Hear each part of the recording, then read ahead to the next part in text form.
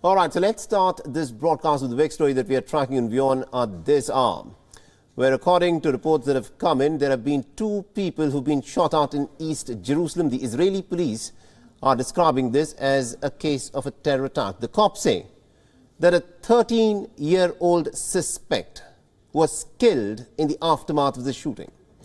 And this comes after a Palestinian gunman, remember, had shot dead 7 people outside of a synagogue in East Jerusalem on Friday night. The Israeli police have arrested at least about 42 people after the East Jerusalem attack.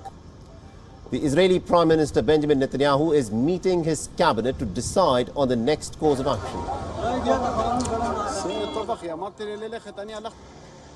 אני רוצה לשבח את השוטרים שבאו ופעלו במהירות, בגבורה ובתושייה יוצאת מן הכלל.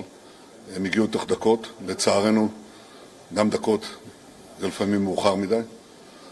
אני כינסתי עכשיו הערכת מצב עם כל גורמי הביטחון. אנחנו החלטנו על כמה פעולות מיידיות. מחר בצאת השבת אני אכנס לקבינט על המשך המענה שלנו. אני רוצה להדגיש שצריך לפעול כאן בנחישות ובקור רוח. אני קורא לאנשים לא לקחת את החוק לידיהם. לצורך זה יש לנו צבא ומשטרה וכוחות ביטחון, והם פועלים ויפעלו לפי הנחיות הקבינט. תודה רבה לכם. The Israeli police say that the force is on the highest level of alert following the attack in Neva Yaakov neighborhood of East Jerusalem. The Friday synagogue attack was one of the deadliest attacks on the state of Israel in many years. The synagogue attack has also heightened fears of a possible escalation of bloodshed. But just a day after Israel's deadly raid in the West Bank's Jenin area, in which about 9 Palestinians, including a 61-year-old woman, had been killed as a part of these deadly raids by the Israelis. At this point of time, no group has claimed responsibility for the attack that took place at the synagogue. Now, Hamas has said that this attack at the synagogue was in retaliation to the deadly Israeli raid into the Palestinian-occupied town of Jenin. Now, the Islamic Jihad has praised the attack without claiming any responsibility of it.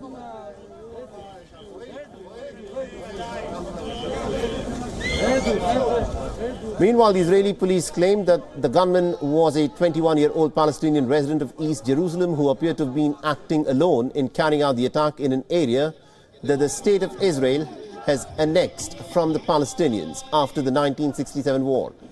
He was killed by the police.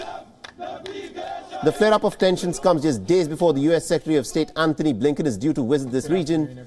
The White House has said that there could be no change in travel plans of Blinken, who plans to meet with the leaders of the State of Israel and also the Palestinian Authority starting from Sunday. We are in direct touch with our Israeli partners, and our thoughts are... All right, now to give us more insights in terms of what's exactly happening at this point of time between Palestine and Israel, we're being joined by Mr. Arsen Ostrowski, who's an attorney and also the CEO of the International Legal Forum. Mr. Ostrowski, what is the reason behind this flare-up of violence? We saw the repeated raids with the State of Israel has been carrying out into the Palestinian territories, and now this shooting that has happened in front of a synagogue.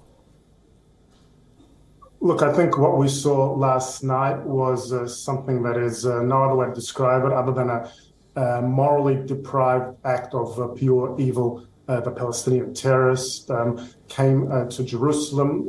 He waited outside the synagogue on Shabbat, the holy day of prayer for Jews. And I should also add that yesterday was also the Holocaust Remembrance Day, which makes these actions even more heinous. He waited for the worshippers to arrive and some to come out of the synagogue, and then proceeded to massacre them. 7 people have been murdered. A number of others have been injured.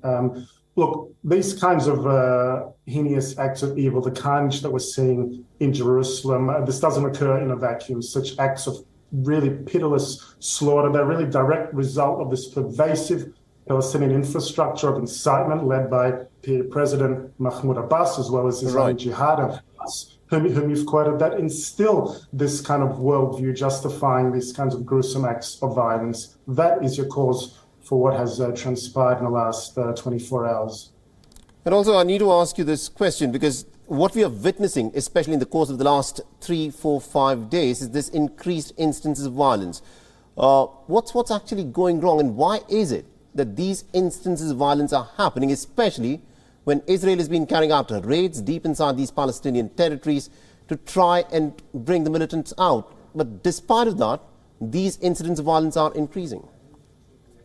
Look, they are increasing, but with all due respect, I don't think there is any basis for comparison with what we've seen, for example, in Jenin a few days ago, and just the other night in Jerusalem. Jenin has become a hotbed of Palestinian terrorism and violence, from which many terror attacks led by Islamic Jihad have emanated that have killed many Israeli civilians and soldiers. The operation that Israel carried out only a few days ago, and this is where the real difference is, specifically was a specific counterterrorism operation that targeted Islamic Jihad terrorists.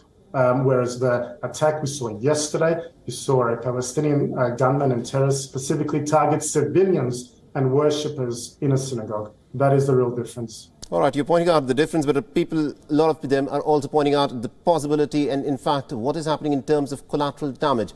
You say that Israel is going after only these militants of the Hamas and Islamic Jihad. There was a 61-year-old woman who was, in fact, killed during the raid which Israel carried out in Jenin. How does Israel even justify that? Anytime civilians die in conflict is a tragedy, but the difference is Israel aims only at military and terrorist targets, whereas Islamic Jihad, and we saw this including from the scenes just the other day, what they do is that essentially commit a double war crime. They attack Israeli civilians whilst hiding within Palestinian civilian infrastructure and using Palestinian women, children as civilian shields. So with all due respect, as horrible as it is when civilians do die, when the Palestinian Islamic Jihad and other terror groups use civilians as shields, the responsibility and the legal culpability rests solely upon them in these circumstances. All right, we'll have to leave it there. Thank you very much indeed, Mr. Ostrowski, for joining us and getting us those insights there. Thank you.